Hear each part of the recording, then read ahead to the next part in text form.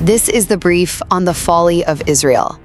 In Section 5 of his book Horizontal Society, Professor Jose Fauer completely flips history on its head, arguing that the tragic 1492 expulsion of Spanish Jewry wasn't just about external persecution, but was actually an inside job sparked by a total ideological collapse.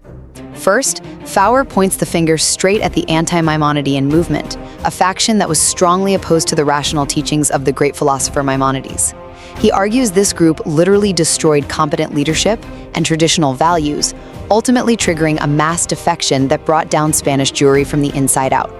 Second, this collapse was really fueled by what Fauer calls the little foxes, which were basically bogus, unqualified scholars who completely hijacked traditional legal authority.